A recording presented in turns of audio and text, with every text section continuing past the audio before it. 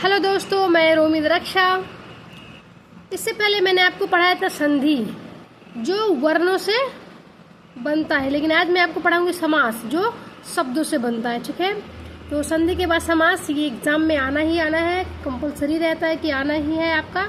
और ये समझने में थोड़ा दिक्कत होता है, लेकिन आप इसको पढ़ के जाइएगा तो दिक्कत थोड़ा कम हो जाएगा। ठीक है, चलिए तो आज हम लोग पढ़ते हैं समास। ठीक है, देखते हैं ये समास होता क्या है। निम्नलिखित चित्रों को देखें तथा अ और ब स्तंभों के वाक्यों को ध्यान से पढ़िए। और ब को ध्यान से पढ़ने के लिए कहा गया, तो देखिएगा भाई और बहन मतलब भाई बहन, ये भी एक समास है जिसको हम द्वंद्व समास कहते हैं, अभी हम लोग पढ़ेंगे। फिर देवों के लिए, यानी कि जो देव जो भगवान होते हैं वो कहाँ रहते हैं, तो देवालय में, वो रहने की जगह है। ठीक है, तो इसको भी हम कहते हैं आपका समास। ये आपका हो जाएगा तत्पुरुष समास। फिर आता है आपका चंद्रमा के समान मुख वाली, चंद्रमुखी मतलब ये गुण को दिखाया जा रहा है। ठीक है, मतलब ये हो गया आपका कर्मधारय समास। अब है तीन शूलों का समूह मतलब त्रिशूल।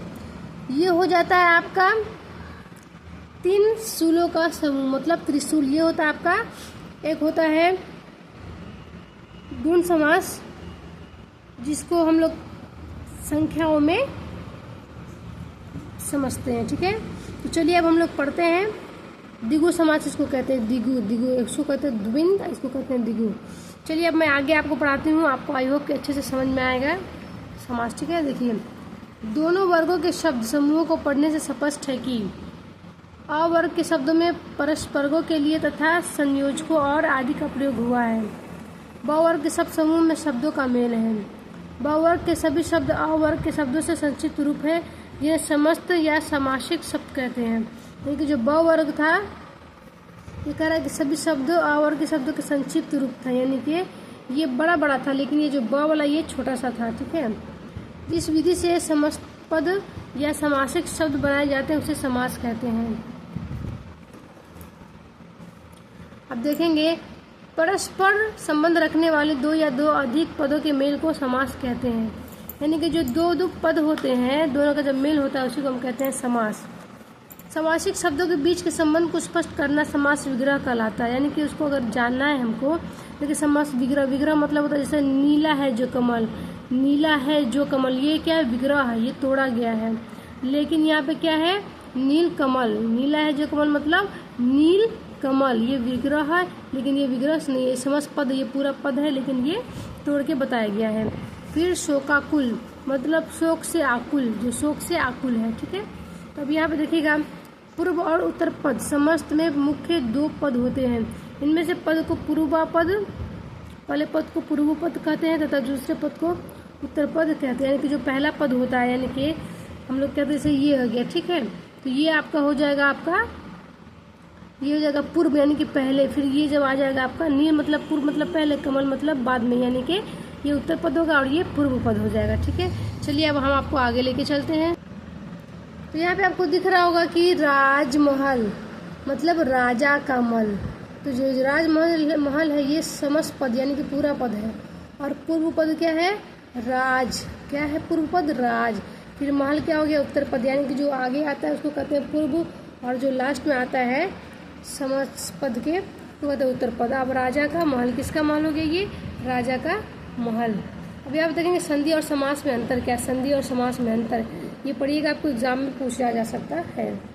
संधि और समास में अंतर होता है, संधि में जहाँ दो वर्णों का मेल होता है वही समास में शब्दों का मेल होता है। आई होप कि आपको समझ में आ गया होगा, संधि वर्णों का मेल होता है और समास शब्दों का, लेकिन दोनों में क्या होता है, मेल होता है। ठीक है, समास में दो पद होते हैं, समास में दो पद होते हैं, पूर्व पद और उत्तर पद, जबकि संधि में यह व्यवस्था नहीं है। तो संधि में यह व्यवस्था नहीं है, लेकिन समास में पद होते हैं। ठीक है, जिसका अर्थ होता है, जैसे आप देख लीजिए यहाँ पे राज, फिर महल, राजा का महल। ठीक, अभी आप देखेंगे समास में दो पद होते हैं, पूर्वस्था, ये तो हो चुका है। संधि और समास में एक समानता यह है कि दोनों में विग्रह तथा मेल होता है। जैसे संधि या इसमें दोनों में ये है कि दोनों में विच्छेद होता है, यानी कि अलग अलग होता है फिर जुड़ जाता है। संधि में जहाँ संधि तथा संधि विच्छेद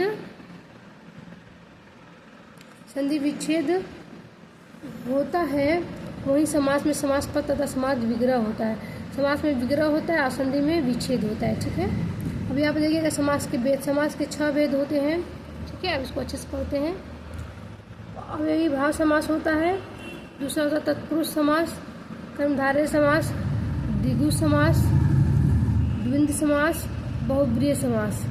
अभिभाव समास, जिस समास में पहला पद अवयव तथा प्रधान हो उसे अभिभाव समास कहते हैं। ठीक है, क्या कहते हैं ध्यान से देखिएगा, फिर से मैं आपको बता दूँ यहाँ पे। अब यही भाव समास जो होता है, जिस समास में पहला पद यानी कि जो पूर्व पद होता है पहले, अवयव तथा प्रधान होता है, यानी कि अवयव होता है और वो प्रधान होता है, उसे अव्ययी भाव समास कहते हैं। जैसे हम लोग अभी तो आप नहीं पढ़े होंगे, हम बता दे रहे हैं आपको, जो चेंज वगैरह नहीं होता है और उसके बाद जो है वो उपसर्ग होता है। ठीक है, देखिए हम यहाँ पे अभी आपको बता दे रहे हैं आगे पढ़ के। समस्त पद अविग्रह, देखिए आज जन्म, आज जन्म, तो ये आज हो गया, ये आपको इसको कहते हैं हम अवयवी भाव समास, यानी कि ये उपसर्ग है, उपसर्ग इसको जोड़ते हैं, यानी कि आ और जन्म, जन्म से लेकर आज तक, ये हो गया। फिर यथाशक्ति, तो यथा हो गया यहाँ पे आपका अवयवी भाव, मतलब कि जो इसको जोड़ा गया यथाशक्ति, फिर शक्ति के अनुसार। ठीक है, फिर आप देख सकते हैं आजीवन, आ और जीवन, आ जुड़ गया है, फिर जीवन, फिर जीवन भर। प्रतिमा, प्रति जुड़ा है, फिर सप्ताह, हर सप्ताह, हर जुड़ गया सप्ताह। भरपेट, पेट भरकर, यथाशक्ति, विधि के अनुसार, और प्रतिक्षण, क्षण क्षण प्रत्येक क्षण, हाथों हाथ, एक हाथ से दूसरे हाथ में। तो इसमें आप ध्यान दीजिएगा कि ये जो होता है उपसर्ग, अगर आप पढ़े होंगे तो ये पहले जो है ये शब्द को जब आप तोड़िएगा तो ये 2 हो जाता है। ठीक है, यथाशक्ति, ठीक, यानी कि शक्ति के अनुसार। ठीक है, यथा अलग होता है, शक्ति अलग होता है। ठीक है, अब आगे यहाँ पर देखिएगा ये तत्पुरुष समास, जिस समास में उत्तर पद प्रधान होता है, उत्तर पद यानी कि प्रधान होगा, उसमें इसमें कौन सा प्रधान था, इसमें पहला पद प्रधान था। कौन था, पहला पद, पहला पद अवयव प्रधान था, लेकिन इसमें उत्तर पद यानी कि इसमें ये प्रधान होगा। जैसे इसमें ये था, लेकिन जब इसमें हम पढ़ेंगे तत्पुरुष में तो ये पिछला वाला जो है वो प्रधान, यानी कि उसके हिसाब से ही ये बनता है। जैसे इस समास में उत्तर पद प्रधान होता है, पूर्व पद गौण होता है और समस्त पद बनाते समय कारक चिन्ह का लोप हो, उसे तत्पुरुष समास कहते हैं। इस समास में शब्द समूह के बीच कर्ता तथा संबोधन कारक चिन्हों के अतिरिक्त अन्य सभी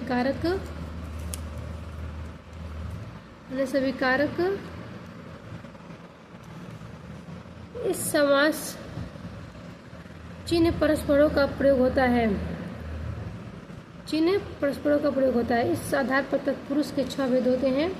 तत्पुरुष समास के भी 6 भेद होते हैं, लेकिन हम लोग एक ही तत्पुरुष बस पढ़ते हैं। ठीक है, इतना एग्जाम में नहीं पूछा जाएगा, वो होगा तो आपको अपने आप समझ में आएगा कि एक कर्ता ने कर्म को करण से इस हिसाब से, जैसे कि देख लीजिए यहाँ पे कर्म तत्पुरुष, करण तत्पुरुष, तत्पुरुष, फिर संप्रदान तत्पुरुष, अपदान तत्पुरुष और संबंध तत्पुरुष और अधिकरण तत्पुरुष। ठीक है, तो अब इसमें जो है आपका एग्जाम्पल कर्म तत्पुरुष के हिसाब से दिया हुआ, ये बहुत बड़ा तत्पुरुष का दे दिया गया है, तो मैं आपको समझा दूँ। जैसे कि वन गमन, यानी कि वन को गमन, ये है कर्म, यानी कि कोई भी जब कर्म होगा तो को जरूर लगता है, क्योंकि को कर्म क्या होता है, कोई चीज़ है उसको करते हैं। वन गमन, वन को गमन, यानी कि कहाँ गए हैं, वन को गमन। ठीक है, अब ये क्या है, पद प्राप्त, ये गमन इसका जो है प्रधान माना जाएगा, उत्तर पद ये है। ठीक है, फिर पद प्राप्त, पद को प्राप्त, किसको प्राप्त, पद को। ठीक है, तो ये कर्म है तो कर्म में को आता ही है।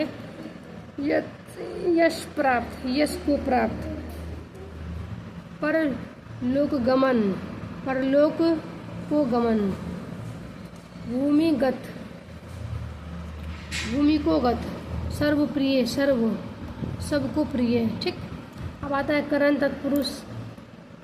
बाढ़ पीड़ित, बाढ़ से पीड़ित, यानी कि करण है, यानी कि कर्ता ने कर्म को, फिर करण से किसी चीज़ से जो हम काम करते हैं उसको कहते हैं, जैसे चाकू से, जैसे कि पेंसिल से लिख रहे हैं, तो बाढ़ पीड़ित, बाढ़ से पीड़ित।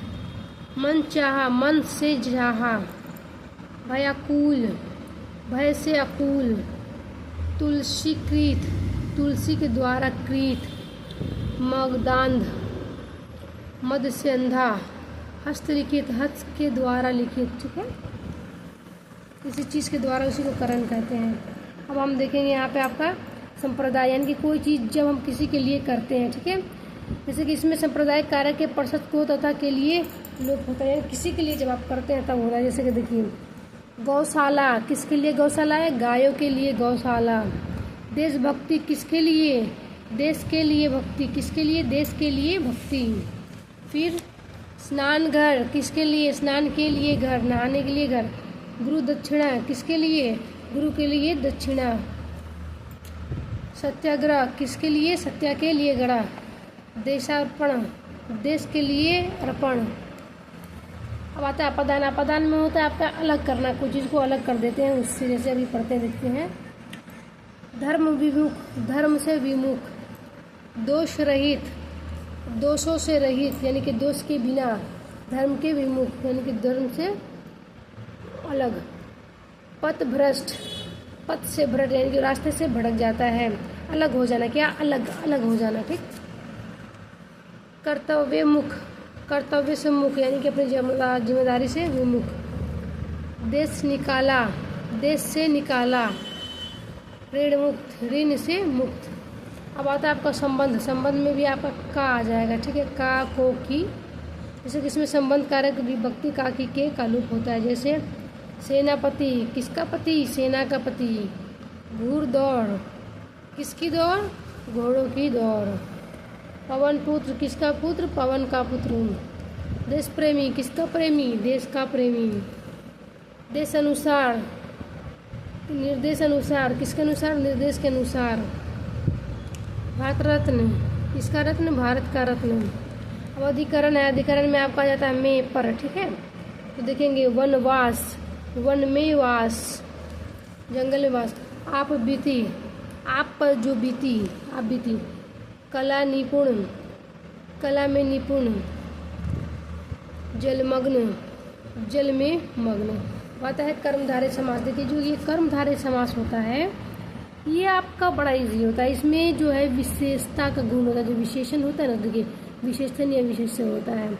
इस समास में पहला पद विशेषण, यानी कि पहला पद क्या होगा? विशेषण। तो दूसरा पद उसका विशेषण का विशेष्य होता है, अथवा एक पद उपनाम और दूसरा पद उसमें उप में होता है, उसे कर्मधारय समास कहते हैं। इसमें उत्तर पद प्रधान होता है। जैसे देखिएगा इसमें गुण, यानी कि आपको मैंने बताया कि जो विशेषताएं होती है वो ज़्यादा करके होती है। तो देखिएगा आप यहाँ पे प्रधानमंत्री, प्रधान है जो मंत्री, प्रधान सबसे ऊपर, यानी कि प्रधानमंत्री। समस्त पद, देखिए नीलकंठ, मतलब नीला है जो कंठ, पहचान किससे करा रहा है? नीला से, तो नीला है जो कंठ। काली मिर्च, कैसी मिर्च है? काली, काली है जो मिर्च। चंद्रमुखी, मुख कैसा है? चंद्र के जैसा। चरण कमल, चरण, चरण किसके जैसा है? कमल के जैसा, कमल के समान चरण। क्रोधाग्नि, क्रोध रूपी अग्नि। घनश्याम, घन के समान श्याम। विद्यान, विद्या रूपी धन। कृष्णास्पर, कृष्ण काला है जो स्पर। महादेव, महान है जो देव। तो ये आपका हो गया कर्मधारय समास।